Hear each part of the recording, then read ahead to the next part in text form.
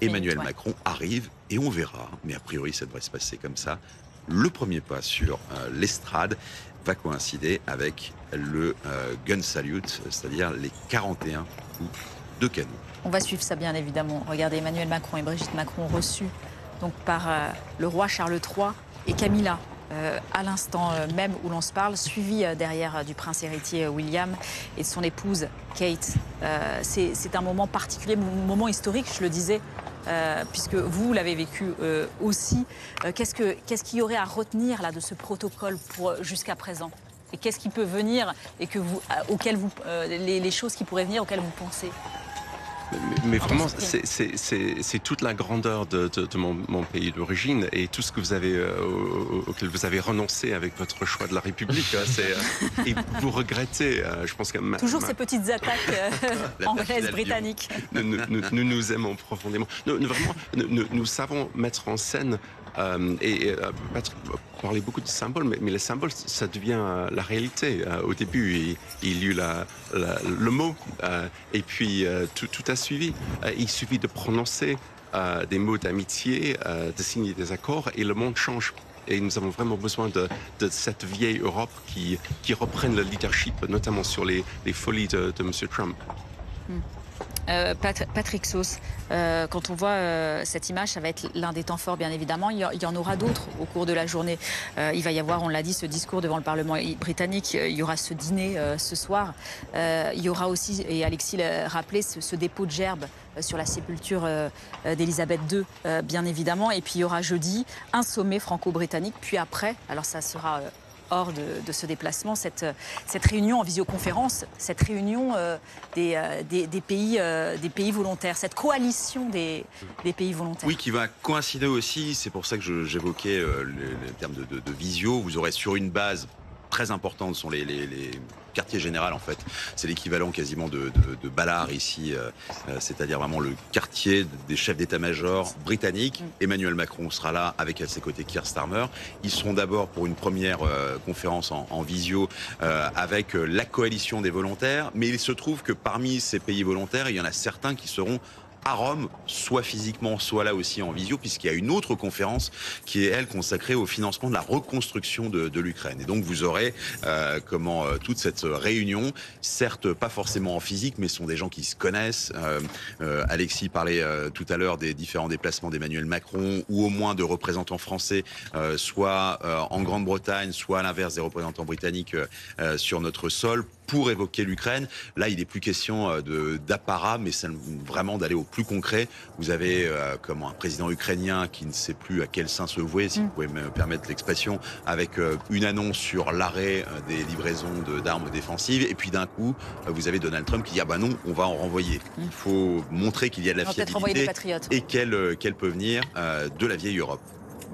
On sait déjà parce que quand on pense à protocole, on pense à évidemment le menu de ce soir. On en parlait avec vous il y a quelques minutes, Andrew Simkin. On pense aussi aux cadeaux qui sont offerts, échange de cadeaux. Pour l'instant, on n'en sait pas encore plus. On le saura très, très rapidement grâce à vous. Non, mais on va le savoir évidemment avec Léopold qui est sur place. Ce qu'on sait, c'est que notamment Emmanuel Macron va revoir un cheval de la garde républicaine qu'il avait offert lors du dernier voyage. Donc il y a une espèce de suivi, mais effectivement, là vous entendez, c'est l'officier qui annonce le Royal Salute, Carry Sword, c'est-à-dire vraiment salut royal, tenez les épées, et a priori on devrait entendre la Marseillaise.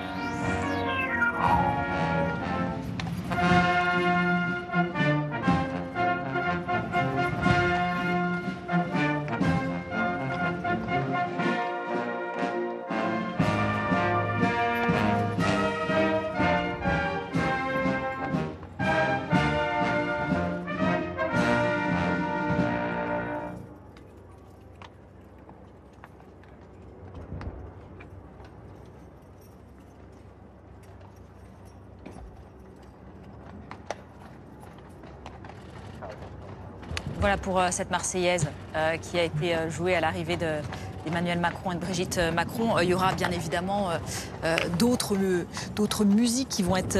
alors ça, c'est l'hymne, la Marseillaise française, mais il y aura d'autres musiques qui vont être jouées tout au long de cette cérémonie. Patrick, parce que on voyait les chiffres, hein, 6 orchestres militaires qui vont interpréter à la fois des musiques britanniques, rappelons-le, des musiques françaises qui ont été choisies en fait, en amont. le long, le Datchet Road, puis ensuite les différentes rues, notamment Park Street, vous avez régulièrement des orchestres, vous en avez dit, il y en a 6. Et en fait, il y aura un salut royal à chaque fois. Et c'est là qu'on va rentrer vraiment dans quelque chose qui paraît à la fois suranné et fantastique. Vous entendez le doux bruit des sabots. Là, Emmanuel Macron ce sont les calèches. Dans une calèche. Voilà, les calèches pour qui sont en train d'arriver pour rejoindre les appartements. Vous voyez la BBC, ou en tout cas la télévision britannique qui est en train de dézoomer. Vous allez voir sans doute ce State Landau, c'est-à-dire cette calèche qui date de 1902 et dans laquelle vont prendre place simplement les deux hommes, le roi et le président de la République. Et puis derrière, j'en compte 1, 2, 3, 4, 5 calèches avec certains qui sont sans doute étonnés. Je vois qu'il y a par exemple les conseillers d'Emmanuel Macron. Eh bien, pour vous dire, l'idée de la visite d'État, vous avez un Xavier Châtel qui s'occupe des affaires stratégiques, du désarmement, tout ce qui est le nucléaire. Il sera dans une calèche, par exemple. Et puis, vous avez effectivement ce fameux Landau Ascot avec à la fois, donc comme je disais, le prince de Galles, la princesse de Galles, et puis face à eux, Sébastien Lecornu et Rachida Dati. Ce qui vous donne là aussi une idée du symbole, un peu plus que ça, de cette visite d'État. C'est-à-dire qu'on va beaucoup parler de stratégie militaire et de liens, voilà, mais aussi tout simplement des liens culturels qui nous unissent aux Britanniques. Il y aura une surprise. Je ne peux pas vous en dire plus parce que ça fait 2 heures qu'on parle hors plateau. Vous allez voir qu'il va y avoir un détour par une institution culturelle très importante et peut-être que le cadeau pourrait prendre la forme d'un objet culturel. Peut-être. Mais vous voyez. Un bon teaser mystérieux d'Andrew Simkin. 1902, la date de construction de cette calèche. Le ciel britannique a eu la bonne idée de permettre une calèche découverte. Ouais. Mais effectivement, on part pour cette procession, il n'y a pas d'autre mot, jusqu'aux appartements royaux. Ça doit durer un Quelle petit distance quart à peu d'heure. près, Patrick ? Oh là, on est en termes d'hectomètres, il y a moins d'1 kilomètre, mais c'est simplement qu'on n'est à pas de cheval et on est vraiment au niveau parade. On n'est pas, je vous parlais d'Ascot, on n'est pas dans un derby, une course hippique là. Et Brigitte Macron monte dans une autre calèche dans celle d'après. Mais alors là aussi, on est dans la pompe, la circonstance britannique, c'est-à-dire que c'est le landau de semi-État. Donc vous pouvez trouver ça donc, aux côtés de la reine Camilla, avec la reine consort. Voilà, ce sera le deuxième. Je vous fais la composition, si vous voulez. Après, vous avez, comme je vous disais, le prince, la princesse de Galles, et avec les ministres des Armées et de la Culture. Et puis ensuite, vous avez, et ça, je pense, j'en parlerai avec eux à leur retour, mais je pense que c'est quasiment la première fois que vous aurez dans une calèche l'ambassadrice, le secrétaire général de la présidence de la République, qu'on ne connaît pas encore, le grand public, Emmanuel Moulin, qui a remplacé Alexis Collère, le général Mandon, chef d'état-major particulier, et Emmanuel Bonne, qui est le Sherpa, et tous les 4 seront dans leur calèche pour aller, là aussi, jusqu'au quadrilatère du château de Windsor. Ça les changera des minibus à vitres fumées dans lesquels ils prennent place en général pour suivre le cortège présidentiel. Le Sherpa, l'homme qui murmure à l'oreille du président. Alexis Cuvillier. Emmanuel Macron retrouve donc là Charles III. Ils se connaissent, les deux hommes. Ils se sont rencontrés à plusieurs reprises. On a mentionné cette visite qui a été importante, cette visite d'État de Charles III et de Camilla en France. C'était en septembre 2023. Elle avait subi quelques aléas. Elle avait dû être décalée, cette visite. Tandis que l'on entend à nouveau la Marseillaise. Et les deux hommes vont donc pouvoir échanger. Ils se connaissent, ils se sont rencontrés à plusieurs reprises. Ils avaient déjà eu des échanges à l'époque où Charles était encore prince héritier, notamment des échanges sur l'environnement, sur l'écologie. Ils s'étaient rencontrés à l'occasion d'une COP lorsqu'il était encore prince héritier. Et donc on peut imaginer que c'est l'un des sujets. Il y a une séquence qui est prévue demain d'ailleurs, à propos de la biodiversité. déambulation dans les jardins et échange sur la protection de la biodiversité entre le roi et le président dans le château de Windsor. Et ça fait partie des sujets, bien sûr, de discussion que les deux hommes pourront avoir, tandis que les sujets de défense et notamment aussi le sujet de l'immigration, qui est un sujet sensible entre les deux pays, ce seront plutôt des sujets d'échange avec Keir Starmer, le Premier ministre britannique, à l'occasion notamment du sommet franco-britannique organisé jeudi. Et Léopold Haudebert, qui nous écoute évidemment depuis son oreillette, nous confirme les cadeaux. Il vient de me les donner, puisque c'est une question qu'on se pose toujours. Vous avez un original, c'est le seul opéra que Claude Debussy avait composé. Et comme Emmanuel Macron et tout son service protocolaire connaissent les goûts de Charles III pour la musique classique, il y a donc un original, une partition originale de ce seul opéra de Debussy. Il y a aussi de quoi souffler dans la trompette, une trompette de la garde républicaine. Vous vous souvenez, il y a eu le cheval qui a été offert, et maintenant c'est la trompette. Un coffret vraiment fait sur mesure en bois d'aquarelliste. Là aussi, ça fait partie des talents qui sont de moins en moins cachés du roi Charles d'aquarelle. Et puis un panier gourmand. Andrew me disait qu'il n'y aurait sans doute pas de foie gras, puisque le foie gras est proscrit par le roi Charles III. Mais en tout cas, un mélange salé-sucré de la marque Élysée. C'est vrai qu'on avait déjà parlé quand vous couvriez ce déplacement à Versailles, que le foie gras était déjà interdit, c'est ça? Exactement. Il n'en veut pas. Oignon, ail, foie gras interdit. Oignon, ail, foie gras. Et déjeuner interdit. Ah, et déjeuner interdit, ça fait beaucoup. On parlait de biodiversité, c'est vrai que c'est un roi écolo, on a cessé de le dire, qui fait attention à cette biodiversité, qui aime jardiner aussi, qui met même, j'avais lu, de l'huile de tournesol dans un moteur de voiture. Exactement, ouais, oui. C'est ça. Il avait une vieille type E et ça roulait au bioéthanol bien avant les obligations de quelle COP que ce soit. Vraiment, c'est quelqu'un qui croit profondément en la Terre. C'est quelqu'un qui est assez mystique d'ailleurs. Ce n'est pas au-delà de juste de la biodiversité et une volonté écologique. Ouais. Il croit en tous les dieux. Il accepte toutes les religions. Il est défenseur de la foi, mais il est défenseur des foi surtout. Donc c'est à la fois Dieu et la nature. Alors qu'on est dans les rues de Windsor et on va vous retrouver, Mylène Argelas, parce que vous aussi, vous suivez cette visite d'État. Vous êtes avec ceux qui ont attendu parfois plusieurs heures avant d'assister au passage de cette calèche.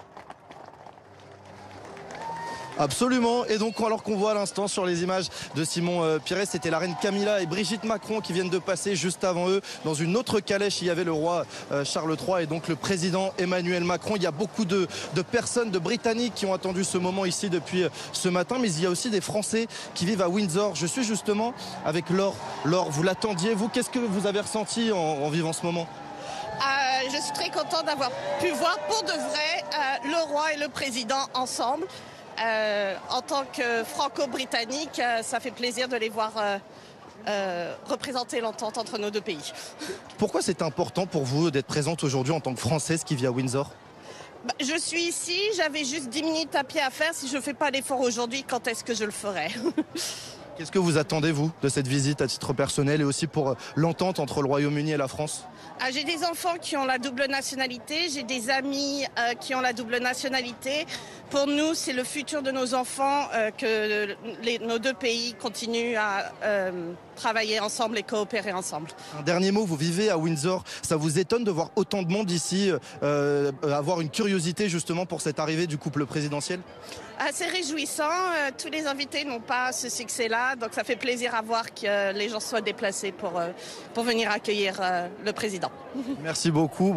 Vous venez de la vivre en direct sur BFM TV, ce passage donc, du couple présidentiel français en compagnie du roi Charles III et de la reine Camilla ici devant cette foule de curieux britanniques.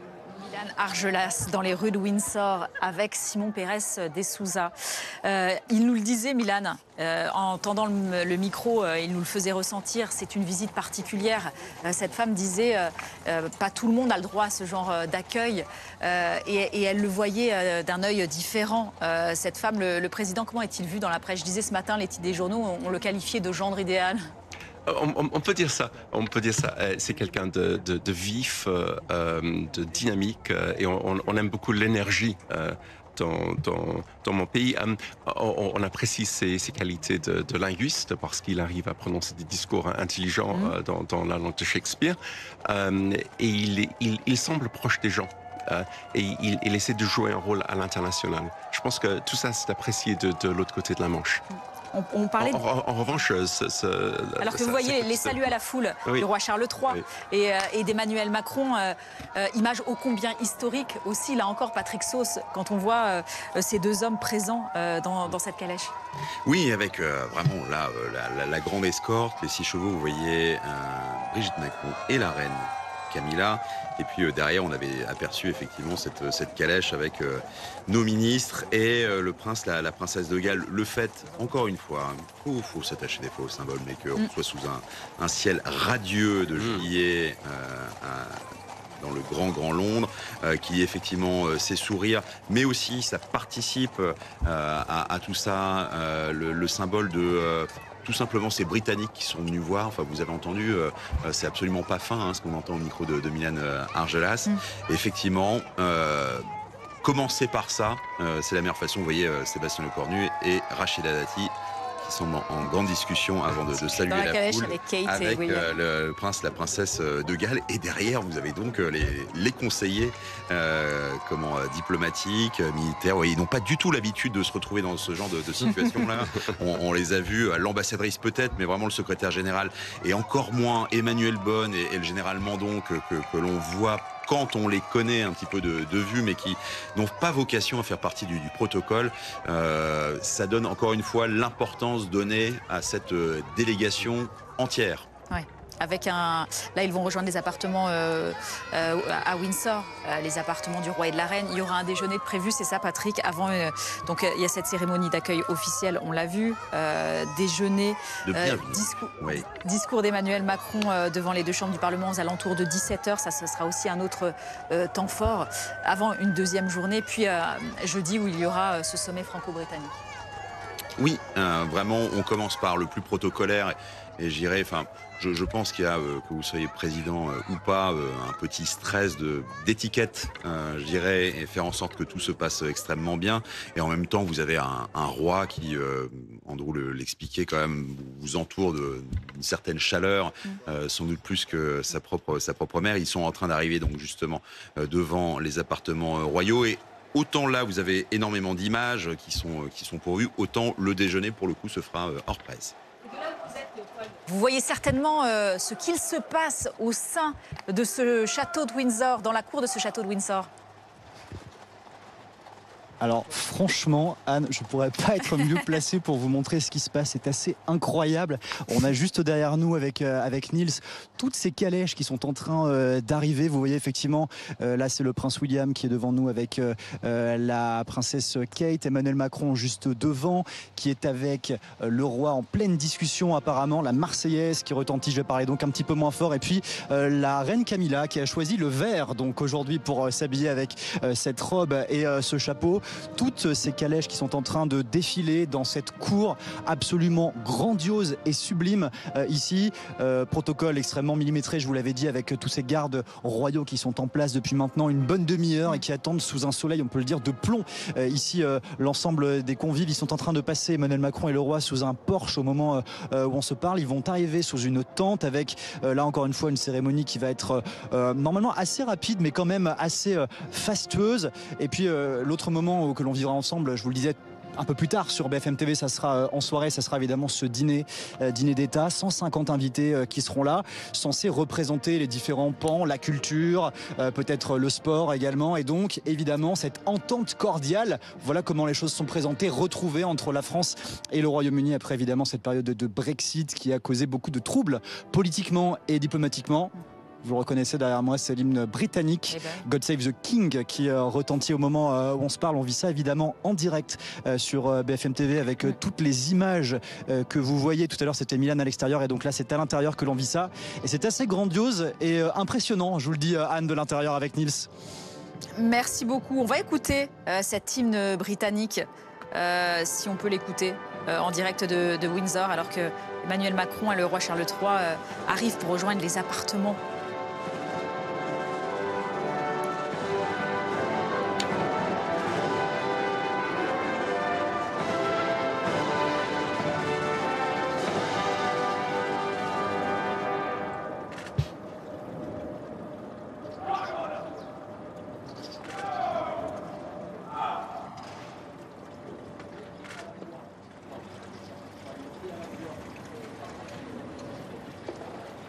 Emmanuel Macron qui descend en compagnie du roi Charles III. Patrick, la suite du programme, Oui, c'est une espèce, comment dirais-je, de mini Trooping the Colour, c'est-à-dire que vous allez d'abord avoir une revue des troupes par le monarque et le chef d'État français, avec vraiment parmi les unités les plus reconnaissables en fait. Lorsque vous pensez Grande-Bretagne, vous pensez vraiment aux Scots Guards ou aux grenadiers, c'est-à-dire vraiment ceux avec le poil d'ours au-dessus d'eux. Vous avez aussi vraiment les vétérans de la garde, ce qu'on appelle les yeomen, avec leur chapeau aussi très reconnaissable. Et une fois que la revue des troupes est faite par les deux hommes, j'insiste là-dessus, puisque Camilla et Brigitte Macron vont rester sur l'estrade, vous aurez un défilé, c'est-à-dire que ces troupes qui ont été passées en revue vont passer à leur tour devant l'estrade.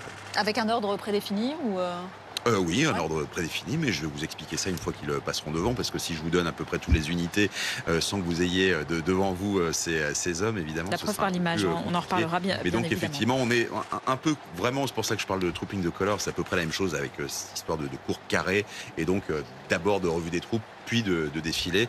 Quelque part, Emmanuel Macron s'entraîne pour lundi prochain. Ce sera sur les Champs-Élysées, avec le défilé qui fait son retour sur le 14 juillet, bien évidemment. Quel souvenir vous regardez de ces moments-là, ces moments protocolaires? Même si vous ne pouvez pas, j'ai bien compris, en parler. Non, c'était absolument magnifique. Vraiment, je pense que nous faisons ça mieux que quiconque. C'est vraiment... et même les Français accordent beaucoup de direct là-dessus. Ça montre que le soft power a tout son sens. Vraiment. Et il y a un tout petit mouvement républicain en Angleterre, c'est un peu plus de 20%. Qui souhaiterait avoir, j'allais dire, un monarque élu. C'est un peu ce que vous avez ici. 20%. Mais vraiment, pour le coût d'1,50 € par personne, ça vaut le coup.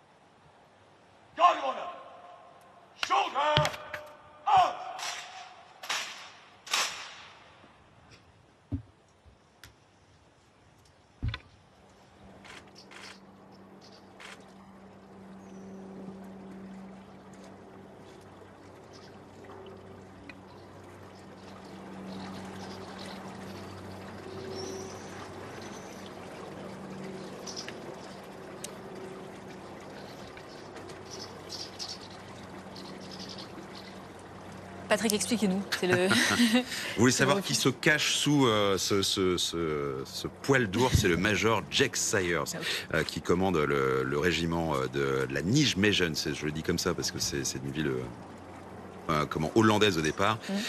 Et après avoir présenté ou salué le président, vous allez donc avoir cette fameuse revue des troupes devant les grenadiers et aussi les Scots Guards qui sont vraiment sous le commandement de ce major. Et puis ensuite, une fois passé cette revue des troupes, vous aurez l'inverse ou la réciproque. Chacun se rend à la politesse, c'est-à-dire vraiment ces deux compagnies qui vont défiler devant l'ensemble du personnel qui se trouve sur l'estrade. C'est toujours le président invité qui est devant, il y a un ordre ou Oui, mais encore une fois, notez l'importance de cette visite d'État. Ça fait déjà 3 fois que la Marseillaise a été entonnée. Depuis son arrivée. Je pense que les assauts de politesse se multiplient. Et donc, effectivement, vous avez cette garde d'honneur qui est présentée par son major, et le fait, effectivement, d'amener le président invité devant est encore une fois une marque de respect politesse. Encore une fois, si on s'arrête évidemment à l'histoire très récente, on se dit, bon, le peuple ennemi avec qui on a fini par se réconcilier, c'est l'Allemagne. Non, si on recule un peu, évidemment, l'historique entre les armées françaises et britanniques n'a pas toujours été très rose. On s'est fait la guerre, il y a eu énormément de morts depuis plus d'un millénaire. On s'est marié, on a refait des familles. C'est une histoire vraiment avec cette Grande-Bretagne qui est obligée de nous unir, qu'on le veuille ou non. Et donc, effectivement, le président de la République française qui passe en revue l'une des gardes les plus respectées ou les plus connues du Royaume-Uni. Encore une fois, c'est plus que du tapis rouge. On avait célébré avec Keir Starmer les 120 ans de l'entente cordiale, c'est ça? L'année dernière, ouais, tout simplement, dont les noms ont vraiment, l'expression correspond tout à fait vraiment à notre relation avec les Britanniques. C'est pas l'entente chaleureuse, c'est pas. Disons que l'entente cordiale, ça permet vraiment de traverser les siècles ou au moins les décennies, 120 ans, sans prendre trop de gants, parce qu'effectivement, c'est une relation extrêmement singulière. Il y a une Manche entre nous, mais depuis un peu plus de 30 ans, nous sommes reliés par un tunnel, et donc on a sans doute un peu plus que ça. Je rappelle 300 000 Français qui habitent en Grande-Bretagne, et énormément de Britanniques qui viennent, qui habitent aussi, notamment dans le sud-ouest de la France. Voilà. La reine parlait de rivalité et de bonne humeur. Rivalité de bonne humeur, tout à tellement fait. british comme expression. Ça lui ressemble bien. Alexis Cuvillier. Patrick mentionnait le cadre et l'apparat de cette visite d'État, et c'est vrai que tout à l'heure, les images, notamment au niveau de la tribune, ça rappelait ce précédent que nous avons mentionné à plusieurs reprises, qui date d'il y a 17 ans. C'était il y a très longtemps. C'était Nicolas Sarkozy et Carla Bruni-Sarkozy qui avaient été accueillis par Elisabeth II et par le duc d'Édimbourg. Et évidemment, les images sont en résonance. Pour tout un tas de raisons, d'agenda diplomatique, ces organisations de visites d'État ne sont pas toujours très régulières. De notre côté de la Manche, il y a le précédent qu'on mentionnait de septembre 2023, qui avait été un moment important avec ce dîner à Versailles. Patrick en parlait. Puis il y a aussi le précédent, la visite d'Elisabeth II en 2014, qui avait été accueillie en visite d'État par François Hollande. Il y avait eu une séquence parisienne, notamment avec ce marché qui avait été nommé Elisabeth II à proximité de Notre-Dame de Paris. Et c'est vrai que ce sont des moments importants, des protocoles importants, mais ce sont des événements qui sont par nature assez rares dans l'agenda diplomatique. Et évidemment, ça marque l'activité diplomatique d'un président de la République. On est en train de vivre le début d'une visite d'État historique. On le rappelle, la dernière fois, c'était sous Nicolas Sarkozy, vous venez de le dire, en 2008, Alexis Cuvillier, Andrew Simkin. Il va être question bien plus tard, on parlait de jeudi d'immigration, de sécurité, de revoir ces fameux accords de Lancaster House qui avaient été signés entre David Cameron et Nicolas Sarkozy, de les revoir, de les moderniser, pas d'en créer d'autres. Il va être question d'immigration. Et c'est vrai que là, c'est un sujet de friction. Pourquoi? Expliquez-nous rapidement, puisque en fait les Britanniques voudraient que la France intervienne davantage en mer. La France n'intervient, selon le droit de la mer, que pour sauver les personnes qui arrivent. Là, les Britanniques voudraient qu'on arrive à contrôler les petits bateaux, c'est ça? Exactement. Donc les fameuses small boats, les embarcations légères, arrivent en nombre croissant, malheureusement. Il y a environ 40 000 personnes qui essaient de traverser la Manche. Selon les accords récents, qui datent d'il y a 7-8 ans, je crois, l'Angleterre doit verser environ 500 millions d'euros au gouvernement français pour patrouiller les quelques mille kilomètres de plage entre les deux pays. Malheureusement, les journaux britanniques montrent des images des policiers français qui regardent partir les bateaux. Et les Britanniques, c'est vraiment une source de friction immense. Les Britanniques disent: on a payé, on mérite un meilleur service que ça. Pourquoi les Français ne nous soutiennent pas? Et il y a la loi de la mer qui dit que, une fois que le bateau est dans l'eau, on ne peut plus intervenir, parce que ce serait contre les habitudes de sauvetage. Exactement. Donc maintenant, il est question, alors je soupçonne que Macron va en parler dans son discours cet après-midi, on va parler de la limite des 300 mètres des eaux peu profondes. Donc l'idée, c'est que l'on puisse intervenir jusqu'à 300 mètres des côtes. Et il peut en parler à 17h devant le Parlement britannique, c'est ça? Et pour crever les bateaux. Donc ça serait un changement radical. Il y a eu à ce sujet des engagements assez importants de Bruno Retailleau, le ministre de l'Intérieur, qui a rencontré son homologue britannique, qui s'est déplacé sur le littoral du Pas-de-Calais pour là aussi essayer de mettre la pression, à la fois en se disant prêt, Bruno Retailleau, à discuter d'une certaine évolution, d'un certain nombre d'interventions, tout en demandant un soutien plus fort des Britanniques, un soutien financier important, parce que la France a parfois le sentiment d'être laissé, j'allais dire, un peu seul dans la gestion de ces flux migratoires extrêmement compliqués.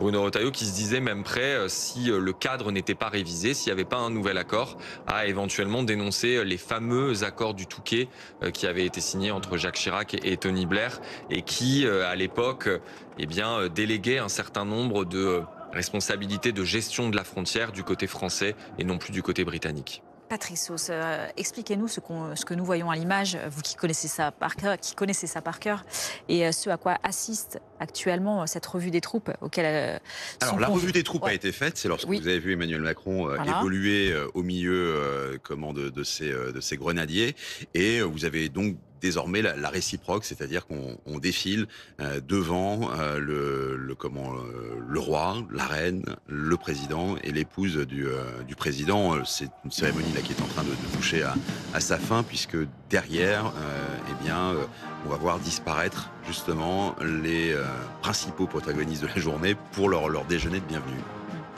Et on rappelle justement ce programme aujourd'hui et ces petits cadeaux, puisque vous avez eu l'exclusivité par Léopold Audebert qui a le meilleur spot pour suivre ce qu'il se passe à l'intérieur de cette cour carrée du château de Windsor.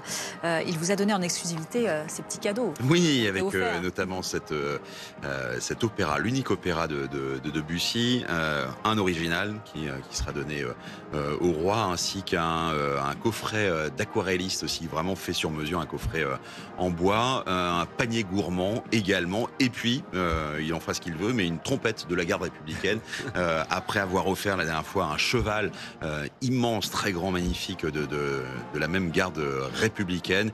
Et donc ça fait partie là aussi de ces échanges extrêmement protocolaires. Là aussi, il faut vraiment travailler à chaque fois, il ne faut pas qu'il y ait de faute de goût. Andrew Stripkin, vous êtes avec nous, vous connaissez bien tout cela. Vous nous avez dit qu'il pourrait y avoir des petites surprises lors de ce déplacement du chef de l'État aujourd'hui au Royaume-Uni. Tout ce que je peux vous dire, oui. sans perdre ma tête à la Tour de Londres, qui est très probable d'ailleurs, c'est qu'il y aura un détour par une grande institution culturelle.